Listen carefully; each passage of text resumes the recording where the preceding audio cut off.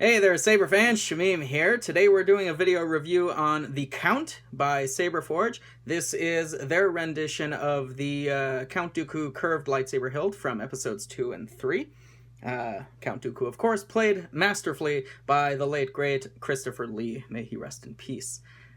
This is only one of several Count Dooku lightsaber replicas that are available for electronics install on the market. First one I was made aware of several years ago was the Korbanth Duke 1.0, which I never got a chance to install myself, but from what I hear from those who had gone through the process, it was a very laborious and difficult install to do. And hopefully the Korbanth Duke 2.0, which is, as I understand, coming out maybe later in 2018, will make some improvements over the design from the 1.0 to make it a bit more of a streamlined and easy install process and assembly process. The other version, of course, is by Ultimate Works, the Pack Store, which is one that I really liked. I've reviewed it here on my channel before, and had a lot of things to say positively about the Ultimate Works one, particularly about how close it was accuracy-wise, both in terms of details, but particularly in terms of scale and proportions. This is one of the things that I really liked about the Ultimate Works version. Both of those two were 7/8 inch blades only, from what I understand. And the SaberForge one distinguishes itself in that it is a 1-inch blade holder, just like all of SaberForge's other hilts. So because it's a 1-inch blade, it's a larger blade diameter. Everything else had to be scaled up accordingly so that you could still maintain the curve here at the emitter, but it does mean that the scale of the hilt itself is much larger than the 1-to-1 scale Ultimate Works or the Master Replicas Limited Edition, both of which are slimmer and smaller. So if scale accuracy is something that's super important to you, that might be something about the SaberForge Count that you may not love. One of the things, though, that I do really like about the SaberForge Count is that these black grip sections are not rubber that are held on with glue or with adhesive. Both of them are knurled and anodized aluminum, making it much more durable and much easier for me personally to grip. This one here is held in place with the CoverTech nub, and then here it's a black anodized tube for the body, and then this nickel-plated shroud goes on top of it. All of it is locked in place with the claw, the spine of which runs down the length of the main body. So that's something that, because like that was the biggest gripe that I had with the Ultimate Works version, is that the glue on the back of my rubber grip sections started peeling in the video that I was reviewing. So you have to re-glue those. You always have to worry about, if I handle it too much, is the rubber going to peel off again? Is the adhesive going to come loose? And with the anodized sections, I don't have to worry about that. So that's a huge positive for me personally with the SaberForge Count. Some people will really like the 1-inch for dueling. Another good thing for dueling on the SaberForge one is that the claw is completely removable without compromising the structural integrity of the rest of the hilt. So if you want to take off the nice pretty shiny claw and you don't want to get it dinged up for dueling, you can very easily just unscrew a couple of these screws here and then screw them back in, just keeping the claw off. So you still have your blade retention and your LED retention. You just take off the claw, duel with it, stick the claw back on for display. So that's a really neat thing for the duelers, for those who may want to take it out for a spin without risking any damage to the claw, because blades might hit that and ding that up. Otherwise, though, the biggest thing that I dislike about the Count is its size, and that's, I think, inevitable when you went from a 7/8 inch to a 1-inch blade. Let's talk about inside. Internally, it's running a Prism 5.1 soundboard by Plector Labs with 6 different dark side sound fonts with Count Dooku boot up sounds. You've got a deep red white LED 28mm premium speaker from Custom Saber Shop. 18650 lithium-ion battery with a full 3D printed chassis. The recharge port is up here in the pommel. And then your 2 switches, you have 2 tactile switches underneath this red trigger here. At the top, you've got your main activation, and at the bottom of the red trigger, you've got auxiliary. So that's a really cool thing, is that there are no AV, holes for AV switches. So even though size-wise it's a little different, it is nice accuracy-wise that that there aren't any additional 12mm holes pre-drilled into the hilt. So that's pretty cool. Anything else I want to talk about? It's nickel plated, the aluminum bits, and then these silver and black parts down here are anodized. Let's go ahead and get her fired up. Oops, I should take out the kill key probably. That might help. It is obvious that this contest cannot be decided by our knowledge of the Force, but by our skills with the lightsaber. And that's the Count Dooku font by Lord Blako that I've customized to have that boot and power on combo sound, so mimicking his dialogue from the film.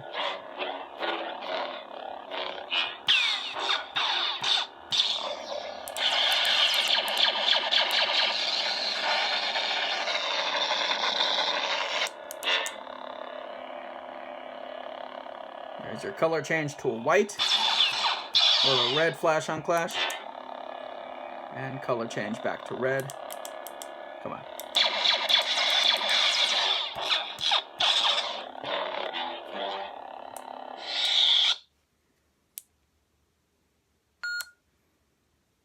This is just the beginning. This is Requiem.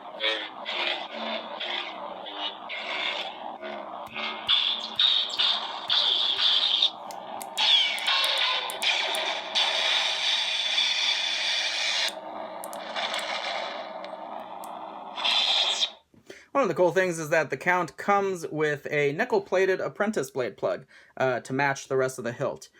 So that's a really nice little detail. Twice the pride, double the fall. Yeah, buddy. This is Dark Meat. Really, really lovely Dark Side sound font, and it comes default on all Plector Lab soundboards.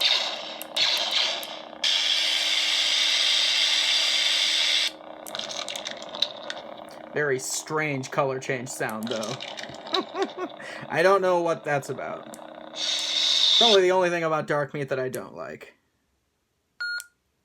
I've become more powerful than any Jedi. I believe this is Gray Meat. Something a bit generic.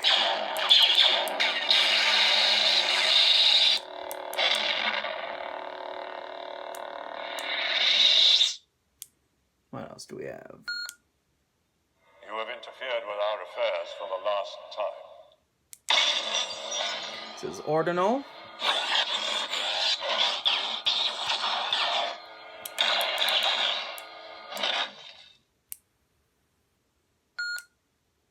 As you see, my Jedi powers are far beyond yours.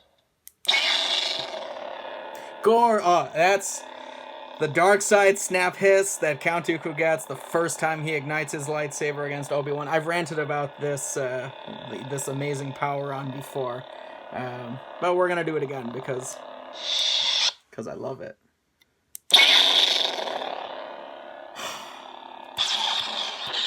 Yeah.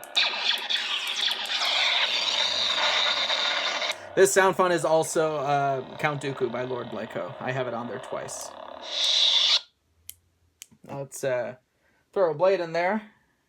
We'll recreate the scene from episode 2 against Yoda. So there's 2 retention screws up here. This top one is holding the claw in place, and then right underneath it there's an 832 set screw, which is for your blade plug.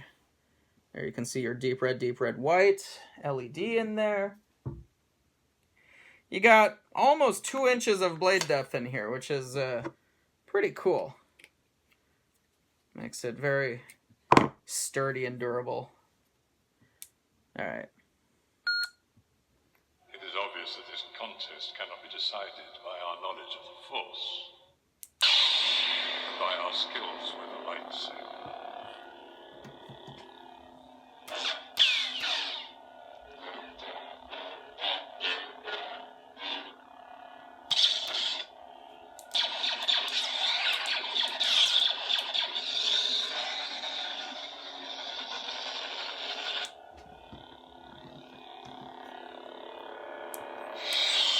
So there you have it, guys.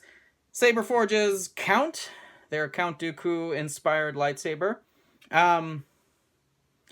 If it were just smaller, it might be my favorite version.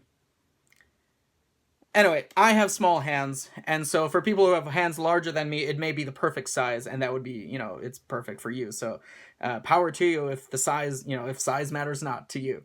But ever since I owned the original Master Replicas limited edition one, I had that in my collection for some time, and then I had the chance to compare both this and the Ultimate Works Count Dooku to that 1-to-1 scale prop from Master Replicas. And as cool as the anodized grips are, and as cool as the 1-inch blade is, the size, for me personally, puts it, underneath the Ultimate Works, just in terms of overall quality. Unfortunately, the Ultimate Works is, as far as I'm aware, out of stock, and Korbanth, the Duke 1.0, of course, has been out of stock for years. If another run comes up with the Ultimate Works, that'd be great. Korbanth is doing a 2.0 later this year. I also hear that 89 Sabers is doing his own take on the Count Dooku lightsaber. So I've been impressed with 89 Sabers quality overall in the past. Customer service leaves a bit to be desired, but we'll see how the 89 Sabers Count Dooku turns out and how it compares to the other ones. But for today, this is the nickel-plated SaberForge Count with a Prism install. Very comfortable to hold in the hand. This might be very, very nice for dueling. This larger pommel down here, it allows for a good pivot point when you want to come in for a quick strike. So for duelers, back in the day when I used to duel outside in the park, I loved dueling with Count Dooku's curved hilt. I would duel with my Bane from SaberForge all the time. I'm definitely a Makashi fighter. I love Form 2. And my favorite, those old plastic extendable lightsabers, I had the Count Dooku one, and I loved using that one. And then I also had the Episode 3 Obi-Wan Kenobi. And as uncomfortable as that was in the hand, because the grenade section was very sharp and very uncomfortable to hold in the bare hand, as uncomfortable as it was to hold, I put on gloves, and I loved using that hilt just because it was Obi-Wan Episode 3. So yeah, there we go. Enough ranting about Christopher Lee's really beautiful lightsaber design. I think this is one of SaberForge's better hilt designs. I love the fact that there are no 12mm AV switch holes. The only one that you have is down here at the pommel. That's for your recharge port, and then a little bit of sound venting here around the around this spine, but not a lot of sound venting. So it, I don't know what I lost my train of thought. Anyway, I'm done ranting. So yeah, thank you all so much for watching, and may the Force be with you.